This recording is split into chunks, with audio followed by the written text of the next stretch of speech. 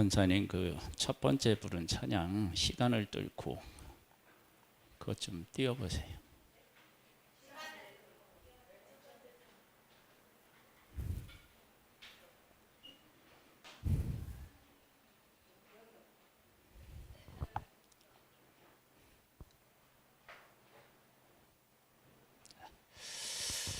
역대상 6장하고 7장 말씀인데요. 6장 15절을 한번 보겠습니다.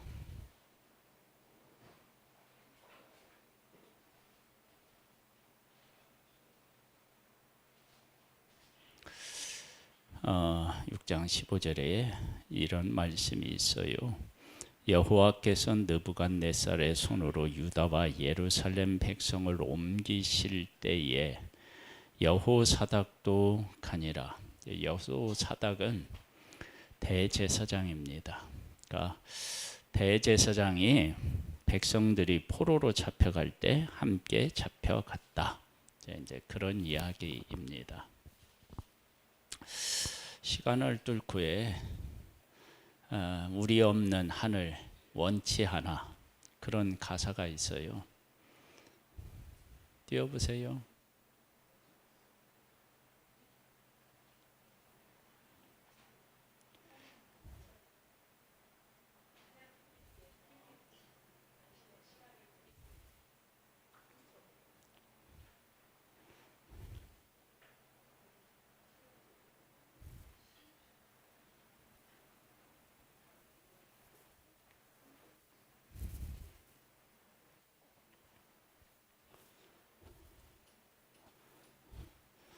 눈이 그냥 또롱또롱 이렇게 그냥 아주 그냥 초롱초롱한 분이 안 보여.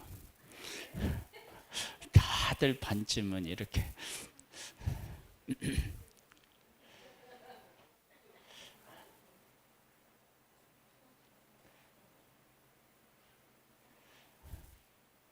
아니 그거 띄우는 게 그렇게 힘들어요?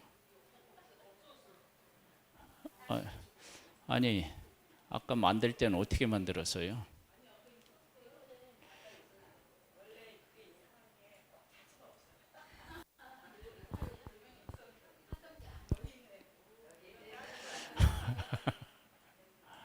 예, 여기 보면 이렇게 다음에요. 네, 우리 없는 하늘 원치 않아 우리 삶에 오셨네. 지금 열왕기상 6장 15절 말씀하고 이 가사하고 사실은 통합니다. 어떻게 서로 통하느냐 그러면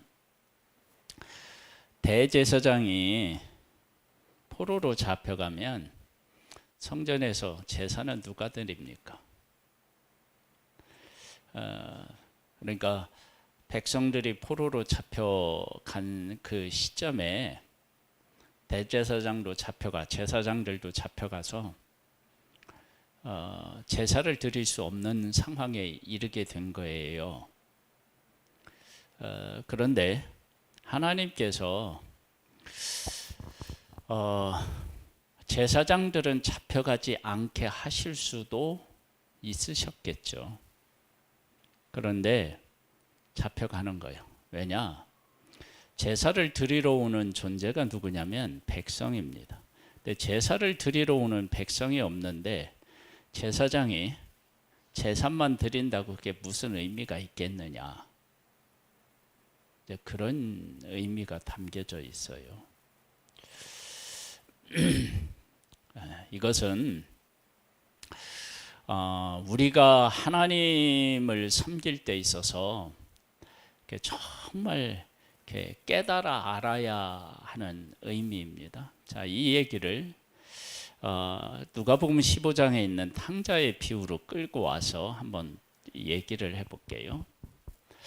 둘째 아들이 자기에게 있는 유산을 달라고 그래가지고 먼 나라로 갔어요.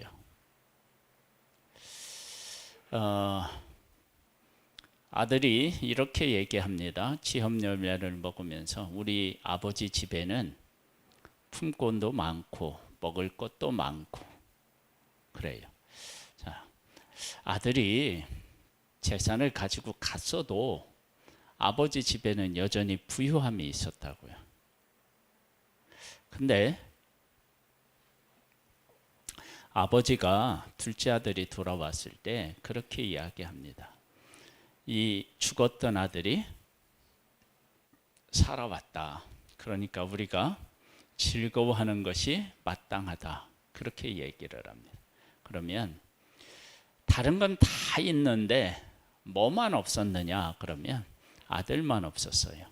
그러니까 아들만 없었는데 아들이 돌아왔어요. 그러니까 아들만 없는 게 아니고 다른 것도 같이 없어지는 거예요. 이것은 둘째 아들이 깨달아야 하는 아주 중요한 의미예요. 둘째 아들은 자기를 위주로 생각했죠. 근데 아버지는 아들 위주로 생각하는 거예요. 그것이 부모와 자식의 차례인지는 모르겠지만 그런 일이 있었다고요. 즉 다른 게 다 있어도 아들이 없으면 의미가 없는 거야. 여러분 이 의미를 나에게 적용해서 내가 하나님 앞에서 하나님께서 나를 향하여 그런 고백을 하고 있고 내가 그런 가치가 있다라고 하는 것을 하나님으로부터 어떻게 드리냐면 들어야 돼. 보세요.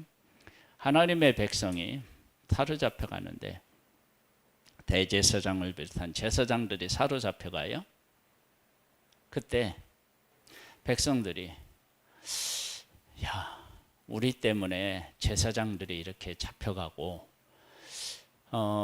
성전에서 제사 드릴 수 없게 될 텐데 하나님이 우리가 하나님 앞에 제사를 못 드리고 먼 나라로 가서 제상을 못 드리고 그럴 때 제사만 드리게 하기 위해서 제사장을 남겨놓은 게 아니고 그들도 갔다는 얘기는 하나님 안에서 이렇게 생각해 보면 그냥 하나님이 제사만 살아있는 것은 하나님이 원치 않으시고 우리가 하나님 앞에 제사 드리기를 원하시는구나. 만약 이제 이걸 알았다. 그러면 이스라엘 백성들의 삶은 달라지는 거예요. 그러니까 하나님은 하나님의 백성이 포로로 잡혀갈 때 백성만 잡혀간 게 아니라 하나님 앞에 제사 드릴 수 있는 제사장도 그냥 같이 잡혀가게 한 거예요.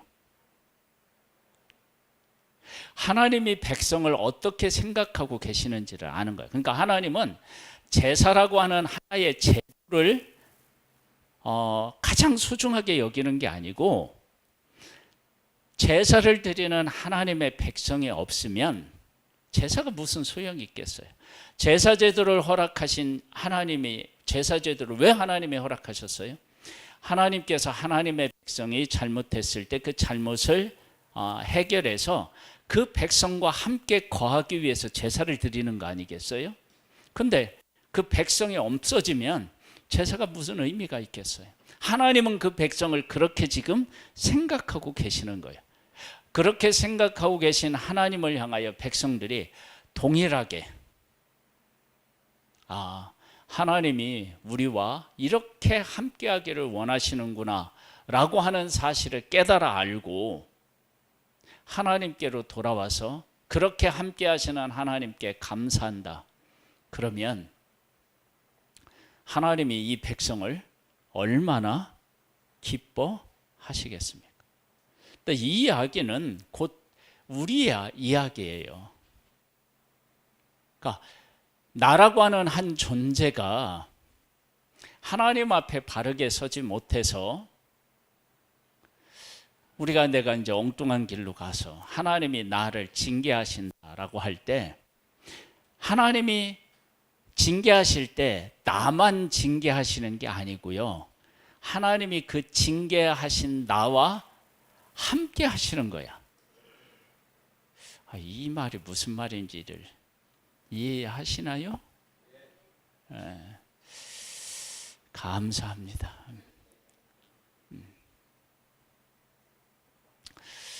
예배 시간을 30분 땡겨야 되나? 밥 먹고 바로 예배 드리게.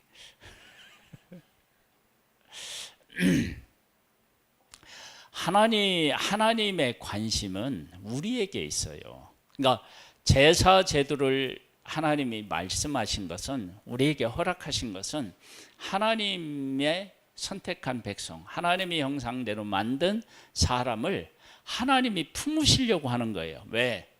아무리 품으시려고 해도 인간이 죄가 있으면 하나님이 품으실 수가 없어요. 그래서 그 죄를 해결해서 하나님이 품고 그들과 함께 하시려고 제사제도가 있는 거예요. 근데 그 백성이 먼 나라로 가서 하나님 앞에 나와서 제사를 드릴 수 없는데 그게 무슨 의미가 있겠어요? 그래서 대제사장이 잡혀가고 제사장이 이렇게 포로로 잡혀가는 이 일을 통해서 하나님은, 나는 제사보다도 너희들과 함께하고 너희들이 깨닫고 돌이켜서 나한테 진정한 예배를 드릴 때까지 내가 기다리겠다. 깨달을 때까지 내가 제사가 드려지지 않는다 할지라도 나는 그렇게 깨달아서 온전한 제사를 드리는 너희들을 원한다. 이러한 하나님의 의도, 마음을 그들이 깨달아 알았다면 이게 얼마나 복된 일이냐고요. 그러니까 우리가 하나님께서 우리들 가운데 어떤 일을 하실 때, 우리가 오전에도 나눈 것처럼 하나님이 무엇을 지금 하고 계시며 그 일 속에 나를 향한 어떠한 사랑과 은혜가 그 안에 담겨져 있는지를 깨우치고 거기에 반응하는 것, 그게 곧 뭐냐면 믿음인 거예요. 그래서 하나님의 백성들이 이런 사실을 깨달아 알고, 우리가 바르게 서서 하나님 앞에 바른 예배를 드리기를 하나님이 원하시는구나 알고 회개하고 돌아와서 하나님 앞에 예배 드리는 날을 고대하고, 지금 말하면 그때로 말하면 제사 드리는 것을 고대하고 그렇게 했다. 그러면 하나님이 그들이 바벨론의 포로로 잡혀갔을 때 그들을 얼마나 소중하게 여기시겠어요. 그러니까 우리가 하나님 앞에서 믿음을 이렇게 키우고 믿음의 사람으로 세워지는 그 과정이, 그러니까 내가 어떤 일을 겪는다 할지라도 그 일을 통해서 믿음을 성장시킬 수 있고 하나님을 기쁘시게 할 수 있다는 거예요.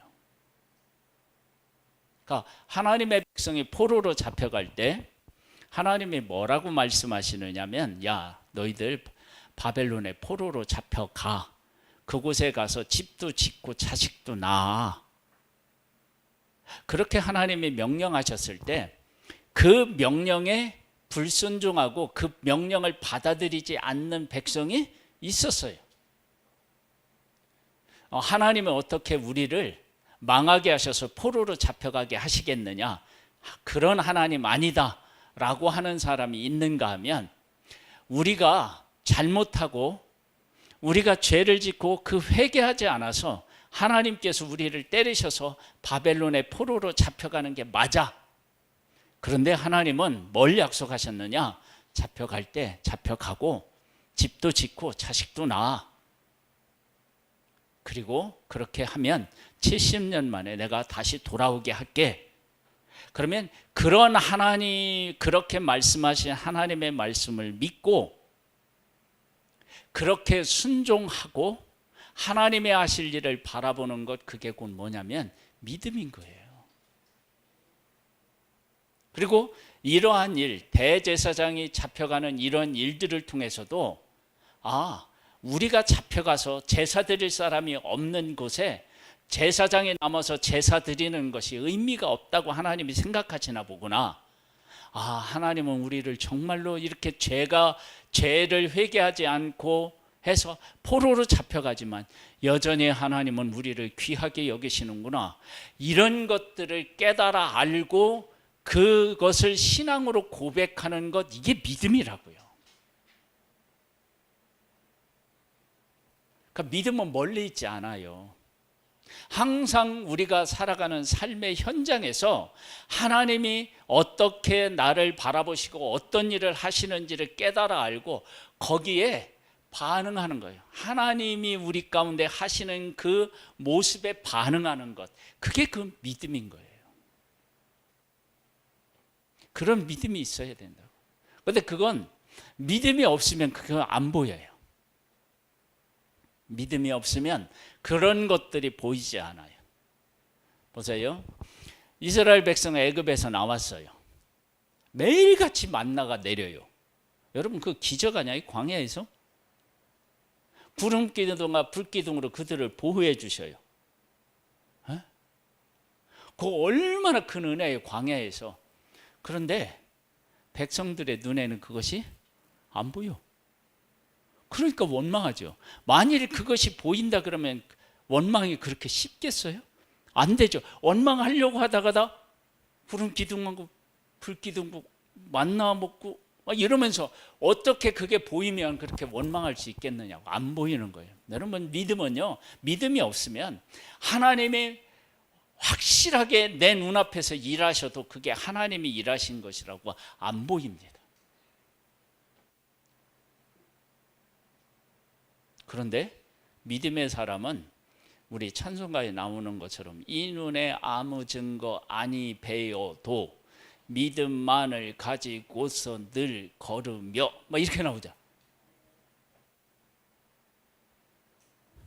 그리고 믿음이 있으면 하나님이 이렇게 일하실 때 우리에게 이런 신앙 고백을 원하시는구나. 하나님이 우리를 이처럼 사랑하시는구나. 그런 것들을 발견하고 그걸 고백하는 거예요. 그래서 믿음은 항상요, 지금 내 삶의 현장 그 자리에 있어요. 거기서 고백하는 거예요. 멀리서 고백하는 게 아니에요. 그래서 이 문제만 하나님이 해결해 주시면 막 이러는 거 아니에요.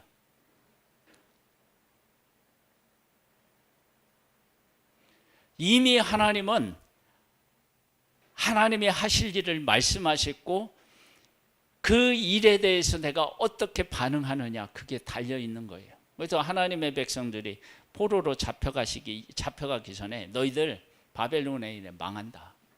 그들과 싸우지 마라. 그들에게 항복하고 잡혀가라. 그럼 내가 잡혀가면 내가 너희들 책임질게. 하나님이 그렇게 말씀하셨어요. 근데 하나님을 믿지 않고 믿음에 서 있지 않은 사람들은 어떻게 해요? 끝까지 싸워. 그리고 잡혀가지 않고 어떻게 되냐면 애굽으로 도망가. 그러면 하나님이 어떻게 하시냐면 애굽으로 도망한 그들을 찾아가셔서 하나님이 치시겠다고 하셔요. 그러니까 애굽으로 도망가는 거냐? 믿음이 아닌 거예요. 그리고 바벨론에 왔을 때 항복하고 잡혀가. 그럴 때 끝까지 싸우는 것이 믿음이 아닌 거예요. 하나님의 뜻을 깨닫고 그 뜻에 순종하는 거예요. 그러면은 우리가 막 그 다짐을 하고 바벨론 사람들하고 막 목숨 걸고 싸우면 이길 수 있느냐? 절대 못 이겨요. 왜냐하면 하나님이 그렇게 그것을 원치 않으셨기 때문에.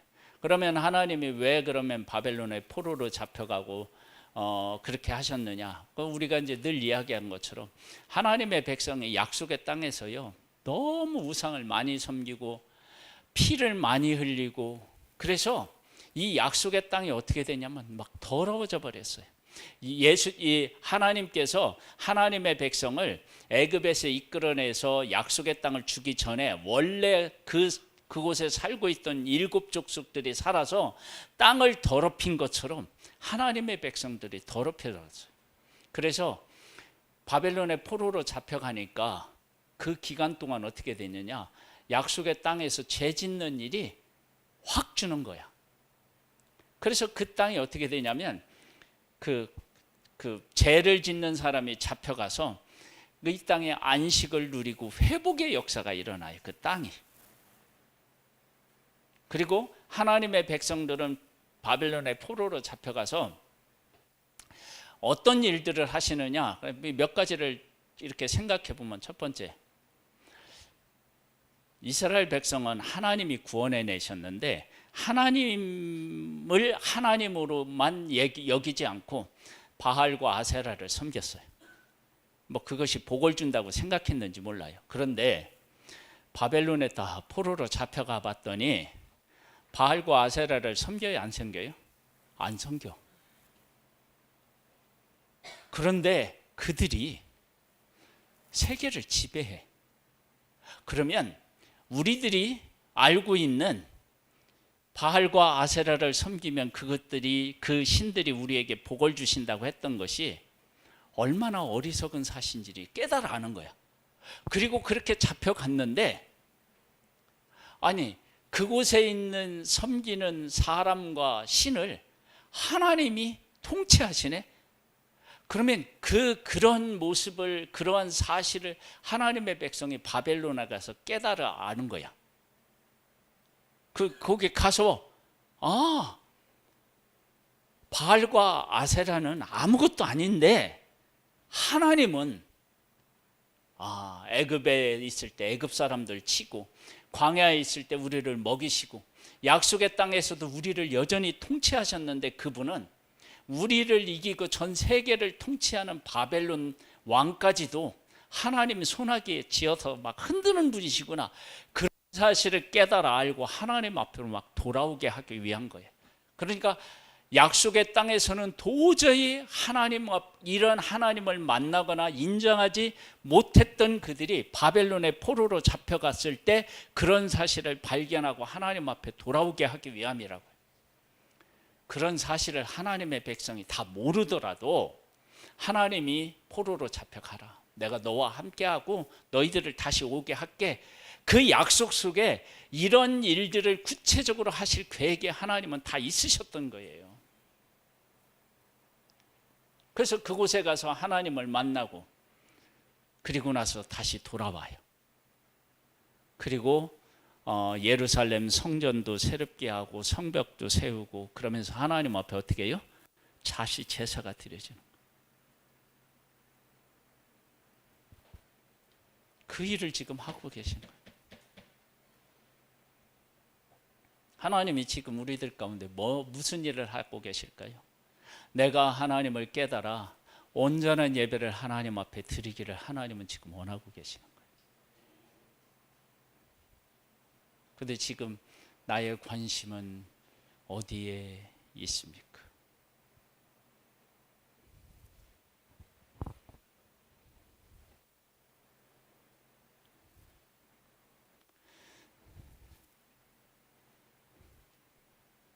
왜 아무 말씀이 없으십니까?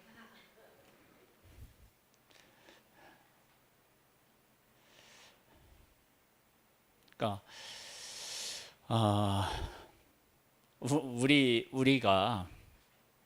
우리가 이렇게 믿음으로 이렇게 하나님 앞에 살아갈 때 이런 것들을 깨달아 알고 고백하는 것들을 아주 귀하게 여기고, 그런 것에서 하나님을 만나고 믿음이 세워질 수 있게 해달라고 기도하셔야 돼요. 여러분, 이게 진짜 중요한 믿음이에요.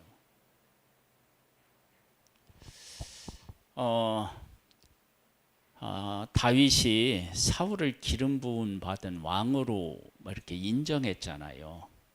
그거 헤아릴 수 없다. 그 고백 안에요, 놀라운 고백이 숨겨져 있어요. 내가 기름 부은 왕을 해하지 못해. 해할 수 없어. 해하면 안 돼.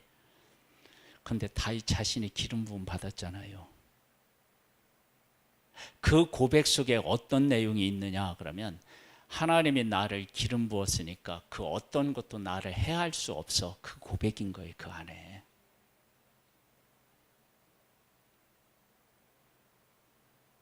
이게 소름 돋는 고백이에요. 그게.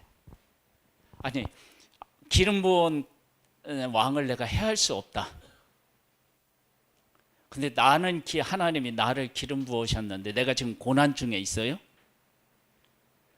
그런데 내가 나를 선택해서 기름 부은 분이 하나님이신데, 그 하나님이 내 생명을 원수가 해하게 할 수 있겠느냐? 그걸 깨달아 알고 그 고백을 하고 그 고백 속에 나를 보호하신 하나님을 함께 고백한다. 그게 이렇게 믿음이라는 거예요. 그게. 그때 우리는 이렇게 할 수 있어요. 믿음이 없는 사람. 하나님, 나 기름 부었죠. 아니, 나 기름 부었으면 사울을 죽게 하든지 해야지. 저렇게 권력을 그대로 쥐고 있어서 나를 괴롭혀 놓고 왜 나한테 기름 부었어요? 이럴 수 있는 상황이라고요. 그런데 믿음의 사람은 그렇게 안 보고 다윗처럼 쫓겨다니지만 하나님이 나를 기름 부었어. 때가 되면 하나님은 기름 부은 나를 왕으로 세울 거야. 그것을 믿고 그것을 소망하고 내가 하나님이 기름 부은 왕으로서의 삶을 살아내는 것. 그러면 나중에 어떻게 되느냐? 다윗을 진짜 왕으로 세웠을 때 그렇게 도망 다녔던 모든 과정과 그곳에서 만났던 사람과 그의 삶이 다윗이 왕이 되었을 때 결정적인 역할들을 그게 다 해요. 이게 믿음이에요.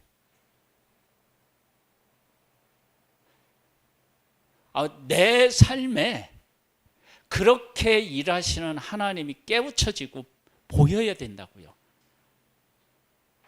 그게 믿음이 큰 거예요. 막 믿습니다 막 이렇게 그냥 새소리를 길게 내서 막 믿는 그게 아니고, 그러니까 우리들 안에 이런 일들을 그렇게 고백하는 거예요. 그러니까 다윗이 사울에게 기름 부은 왕을 해할 수 없다는 이 고백 속에 하나님이 나를 철저하게 완전히 보호해 주신다. 그걸 믿은 거예요. 그래서 다윗의 고백에 보면 여호와는 나의 산성이시오 바위시오 요새시오 그렇게 얘기하잖아요. 그게 그냥 나온 게 아니고요. 자기를 기름 부은 기름 부은 나를 그렇게 하나님이 보호해 주셨다라고 하는 것을 확인하고 고백하는 거예요.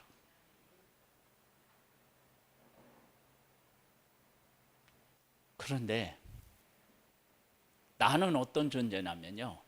나는 하나님의 독생자를 십자가에 못 박아서 구원해내서 나를 예수 그리스도를 십자가에다 못 박고 나를 구원해냈다고, 그런 나를 하나님이 얼마나 소중하게 여기고 보호하시겠느냐.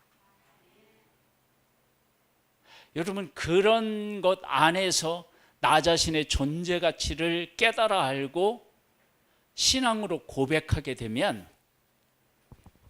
우리는 그 누구도 우리를 해할 수가 없습니다. 이런 위대한 신앙 고백으로 앞으로 전진하는 믿음의 승리자들이 되시기를 주님의 이름으로 축복합니다. 우리 지금은 통성으로 한번 기도를 해야 될 것 같아요. 하나님, 내가 하나님의 자녀입니다. 이거 깨달아 알고 고백하고 믿음으로 승리케 해 주옵소서. 이럴 때는 힘을 줘도 돼. 기도하겠습니다. 하나님, 감사합니다. 아버지 하나님께서 우리를 사랑해 주셔서 감사합니다. 아버지 하나님, 우리에게 은혜를 베풀어 주셔서 감사합니다. 하나님께서 대제사장을 포로로 잡혀갈 때 함께 잡혀가게 했습니다. 제사관만 살아남아 있는 것이 의미가 없다는 것입니다. 하나님의 백성이 있고 하나님의 백성이 재물을 가지고 오고 하나님을 경외하고 하나님 앞에 회개하며 드려지는 이 제사만이 의미가 있는 것이지 제사의 형식만 남는다고 의미가 없다는 것입니다. 그래서 대제사장이 사로잡혀가고 제사장이 사로잡혀갑니다. 아버지 하나님, 우리에게 은혜와 은총을 더하여 주셔서 하나님께서 우리 한 사람 한 사람을 얼마나 귀하게 여기시는지를 깨달아 알고 그 하나님을 만나고 그 하나님을 고백할 수 있는 그런 하나님의 사람들 되기를 원합니다. 아버지 하나님, 우리에게 은혜와 은총을 더하여 주옵소서. 아버지 하나님, 우리를 붙잡아 주옵소서. 우리에게 은혜를 베풀어 주옵소서. 아버지 하나님을 믿습니다. 아버지 하나님을 의지합니다. 하나님을 바라봅니다.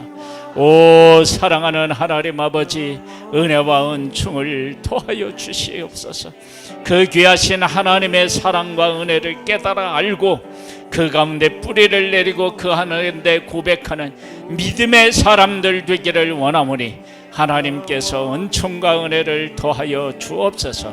아버지 하나님, 은혜와 은총을 더하여 주시고 내일부터 있을 우리 수련회의 은혜를 베풀어 주셔서 보라 내가 새 일을 행하리라고 하는 하나님의 귀한 은혜를 아버지 하나님 우리가 고백하고 그 하나님을 기대하고 그 하나님을 만날 수 있게 되기를 원하옵나이다. 우리가 믿음이 있다라고 하는 것은 우리 가운데 일하시는 하나님을 만나고 그 하나님의 하실 일을 고백하고 그 하나님을 믿는 것입니다. 아버지 하나님, 우리에게 이 믿음을 허락하여 주셔서 우리의 믿음이 견고하게 되기를 원합니다. 우리의 믿음이 하나님 안에 서 있기를 원합니다. 아버지 하나님 도와주시옵소서. 아버지 하나님 은혜를 베풀어 주시옵소서. 이 귀하신 하나님의 성령의 역사를 우리 가운데 허락하여 주실 줄 믿습니다. 오 하나님께서 일하여 주시고 오 하나님께서 역사하옵소서. 아버지 하나님을 믿습니다. 아버지 하나님을 의지합니다. 하나님을 바라봅니다. 아름다운 하나님의 성령의 역사를 우리에게 허락하여 주신 하나님을 찬양합니다. 사랑하는 하나님 아버지, 대제사장이 백성들과 함께 포로로 잡혀갑니다. 그것은 백성이 없는 상태에서 제사만 남는 거 하나님이 원치 않으신다는 것입니다. 제사는 하나님의 백성이 하나님께서 주신 은혜를 깨닫고 감사할 때 의미가 있고, 잘못했을 때 잘못을 깨달아 알고 하나님 앞에 제사 드릴 때 그 제사가 의미가 있고, 하나님께 나 자신을 드려야 되겠다라고 하는 것을 깨달아 알고 드려지는 예배가 의미가 있는 것이지 제사 자체는 의미가 없는 것입니다. 그래서 하나님께서 제사를 드리는 제사장이 붙잡혀가게 하신 것입니다. 그런 사실을 백성들이 깨달아 알고 하나님께로 돌아와서 하나님을 소망한다. 그러면 하나님께서 그러한 백성들을 보시며 얼마나 기뻐하시겠습니까? 아버지 하나님, 우리들 가운데 일하시는 하나님을 깨달아 알고 그 하나님과 함께하는 우리들이 될 때 하나님이 우리를 얼마나 기뻐하시겠습니까? 그런 것들을 깨달아 알고 고백하고 그 가운데 삶을 드리는 복된 우리 한 사람 한 사람이 되기를 소망합니다. 지금은 우리 주 예수 그리스도의 은혜와 하나님 아버지의 독생자를 보내주신 그 크신 사랑하심과 성령님의 교통감화 인도 승리케 하시는 은혜가 오후 예배를 드리는 사랑하는 성도들 위해 이제로부터 영원토록 함께 있을지어다. 아멘.